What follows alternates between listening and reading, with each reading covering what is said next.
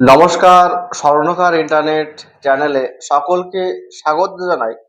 বন্ধুরা, এই ভিডিওর মাধ্যমে আজকে আমরা পশ্চিমবঙ্গ পুলিশের বিভিন্ন ডিপার্টমেন্ট, যেমন পশ্চিমবঙ্গ পুলিশ কনস্টেবল, পশ্চিমবঙ্গের SI, fire operator, wireless operator, আবগারি, এই সমস্ত বিভিন্ন দপ্তরের যে আপকামিং ভ্যাকান্সি আসতে চলেছে, সেই ভ্যাকান্সি সম্বন্ধিত কিন্তু ভিডিওটি করতে চলেছি। তাই প্রত্যেককে অনুরোধ করব ভিডিওটি স্কিপ না করে সম্পূর্ণ দেখবার জন্য। বন্ধুরা, গতকাল থেকে কিন্তু আমরা বিভিন্ন সোশ্যাল মিডিয়াতে, বিভিন্ন ইউটিউব চ্যানেলে কিন্তু দেখতে পাচ্ছি 50,000-এরও অধিক শূন্য পদের নিয়োগ বিজ্ঞপ্তি আসতে চলেছে পশ্চিমবঙ্গ পুলিশে। শুধুমাত্র কনস্টেবল নয়, তাতে থাকবে এসআই, থাকবে ওয়্যারলেস অপারেটর, থাকবে আবগারি, বিভিন্ন যে ডিপার্টমেন্টগুলো রয়েছে পশ্চিমবঙ্গ পুলিশের, এই সমস্ত বিভিন্ন ডিপার্টমেন্ট মিলে কিন্তু 50,000-এর অধিক শূন্য পদে নিয়োগ হবে। এইরকম কিন্তু একটা বার্তা সোশ্যাল মিডিয়াতে চলাচল করছে। সেইটার উপরেই ভিত্তি করে কিন্তু আমরা এই ভিডিওটি করতে চলেছি।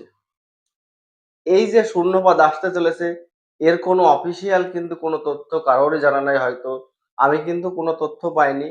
কিন্তু সোশ্যাল মিডিয়ার যে খবরটি প্রচারিত হচ্ছে তার উপরে ভিত্তি করে কিন্তু আমি ভিডিওটি বানাচ্ছি এবং প্রত্যেককে একটা বার্তা দিতে চলেছি এই ভিডিওর মাধ্যমে। যে সমস্ত ক্যান্ডিডেটরা দীর্ঘদিন ধরে বসে রয়েছে, যাদের 170-এর নিচে আছে হাইট, কারোর 167, কারোর 166.8, কারোর 169, কারোর 168, সেই সমস্ত ছেলেদের কথা মাথায় চিন্তা করেই কিন্তু আমি বিশেষত ভিডিওটি বানাতে চলেছি। আমরা জানি দীর্ঘদিন ধরে কিন্তু আবগারি দপ্তরের কোনো রিক্রুটমেন্ট নেন, ফায়ার অপারেটরের, ওয়্যারলেস অপারেটর, এই সমস্ত কিন্তু দীর্ঘদিন রিক্রুটমেন্ট হয়নি। লাস্ট যে রিক্রুটমেন্টটা প্রসেসিং চলছে সেটা হচ্ছে কলকাতা পুলিশ কনস্টেবল এবং বেঙ্গল পুলিশের কনস্টেবল। বেঙ্গল পুলিশের প্রক্রিয়া প্রায় সম্পূর্ণ হয়ে গেছে, শুধুমাত্র ফাইনাল রেজাল্টের অপেক্ষা রয়েছে এবং কলকাতা পুলিশের শুধুমাত্র প্রিলি পরীক্ষা রয়েছে। যে সমস্ত ভাই বোনেরা সফল হতে পারোনি বেঙ্গল পুলিশের লিখিত পরীক্ষা অথবা রান, তাদের উদ্দেশ্যে বলবো যে পুরোনো দিনের স্মৃতি বাক্সবন্দি রেখে নতুন করে আবার শুরু করো। কিছু না কিছু ভ্যাকান্সি কিন্তু আসতে চলেছে। হয়তো 50,000-এর অধিক আসতে পারে, 50,000-এর নিচে আসতে পারে, কিন্তু আসবে ভ্যাকান্সি। যেহেতু নতুন সরকার এসেছে, আজকে নতুন সরকারের মুখ্যমন্ত্রী ঘোষণা হয়ে গেল, শপথ গ্রহণ হয়ে গেল, কাল থেকে কিন্তু অফিসিয়াল ভাবে নতুন সরকারের কার্যক্রম শুরু হয়ে যাবে। সেই জন্য ছোট ছোট ভাই বোনেদের উদ্দেশ্যে বলবো, তোমরাও আগামীকাল থেকে তোমাদের নতুন ভাবে আবার শুরু করে দাও। পুরোনো দিনের যে ব্যথা বেদনা, যে গলতিগুলা রয়েছে তোমাদের, যে জায়গায় তোমরা ভুল করেছো, ভুল করে এসে পরীক্ষায় ফেল করেছো অথবা রানে ফেল করেছো, সেই সমস্ত ভুলগুলো থেকে শিক্ষা নিয়ে নতুন করে শুরু করে দাও। শুধুমাত্র যে নোটিফিকেশন আসবে, আসতে চলেছে, এর উপর ভিত্তি করে কিন্তু আমি ভিডিওটি বানাচ্ছি না।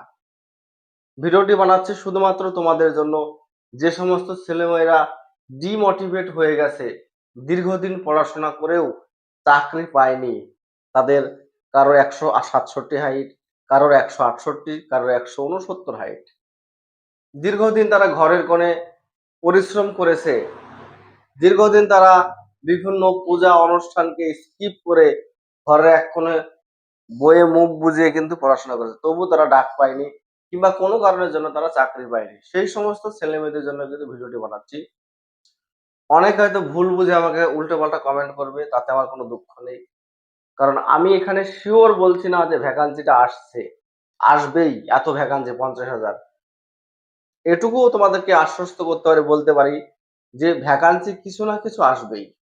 সেটা কিন্তু খুব শীঘ্রই, হয়তো সামনে মাসে কিংবা তার পরের মাসেই কিন্তু ভ্যাকান্সি আসবে। সেই জন্য তোমাদের দরকার এখন নিজেকে 100% প্রস্তুতি। অনেক ছেলেমেয়েরা অপেক্ষা করে যে ফর্ম বের হবে, পরীক্ষার ডেট পড়বে, তারপর আমরা পড়াশোনা করব। এই ভুলটা বারবার করার জন্য তারা পিছিয়ে যায়। তারা হয়তো পয়েন্ট কিংবা ১ কিংবা ২ এর জন্য তারা কিন্তু পরীক্ষায় ডাক পায় না। তাদের এই মাত্র ভুলের জন্য। তোমাদের এখনই পুরোনো দিনের যে বিষয়গুলো থেকে শিক্ষা নিয়ে এখনই কিন্তু তোমাদের প্রস্তুতিটা শুরু করা উচিত। কারণ এখন থেকে যদি তোমরা প্রস্তুতি শুরু করে দাও, হাতে যদি ৫-৬ মাস টাইম পাও, তোমাদের প্রস্তুতি কিন্তু ভালো রকমের হয়ে যাবে। তখন কিন্তু পরীক্ষায় বসলে তোমরা পাসও করে যাবে। তার সঙ্গে যদি ফিজিক্যালটাও তোমরা করতে থাকো, সেই ফিজিক্যালে কিন্তু তোমরা পাস করে দেবে। অনেক ছেলেমেয়ে দেখেছি আমাদের লোকালে, এমন একটা ভাই রয়েছে যে দীর্ঘদিন বেঙ্গল, কলকাতা এসএসসি, জিডিতে পাস করে কিন্তু রানে ফেল করে গিয়ে। তার দুঃখটা বোঝো। সে চেষ্টা করে তবু সে রানে ফেল করে। তার উদ্দেশ্যেও বলবো, এরকম যে সমস্ত ভাই বোনেরা আছো তারা কিন্তু পড়ার পাশাপাশি ফিজিক্যালের জন্য এখন প্রস্তুত শুরু করে দাও। বোঝা গেল? কারণ রানে ফেল করার কষ্টটা আমি বুঝি।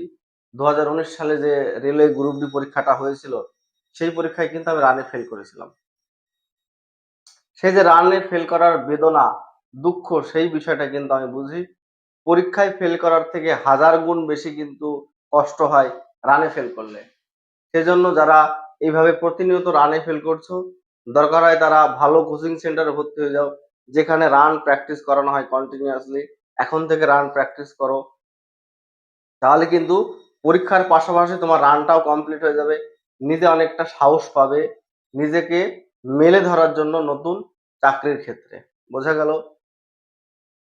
আমরা গত যে ২০২৫ এর WBI কলকাতা পুলিশ থেকে দেখেছি যে কোশ্চেনের প্যাটার্ন কিছু পরিবর্তন হয়েছে। সেই প্যাটার্ন গুলি কিন্তু আমাদেরকে কন্টিনিউয়াসলি ফলো করতে হবে, প্রশ্নপত্র দেখে ফলো করে কিন্তু প্রিপারেশন শুরু করতে হবে। আরেকটা যে বিষয় রয়েছে, আমরা স্বরাষ্ট্রমন্ত্রী আজ যে শপথ নিল রাজ্যের মুখ্যমন্ত্রী, তাদের কিন্তু বিভিন্ন সভাতে একটা বক্তৃতা দিতে শুনেছি যে ৫ বছরের তারা কিন্তু ছাড় দেবে রাজ্য সরকারের বিভিন্ন পরীক্ষার্থে। সরকারের কাছে আমার করজোড়ে নিবেদন যেন এটা করা হয়। কারণ অনেক ভাই বোনেরা আছে যারা কিন্তু বয়স শেষ হয়ে গেছে। তারা কিন্তু এমন মানসিক চাপে রয়েছে, তারা কিন্তু দিশাহারা হয়ে গেছে যে তারা কি করবে এখন? না মাঠে খাটবে, না বিদেশে যাবে, না কি করবে? তারা কিন্তু বাড়িতে তাদের মন স্থির হয় না। বাবা-মার সামনে, পরিবারের সামনে, গ্রামে তারা কিন্তু সম্মান পায় না। তাদের কিন্তু কোনো দোষ নেই। তারা কিন্তু নিজের সর্বোচ্চ দিয়ে চেষ্টা করেছিল। হয়তো কোনো কিছু একটু ভুল ভ্রান্তির জন্য তারা কিন্তু চাকরি পায়নি।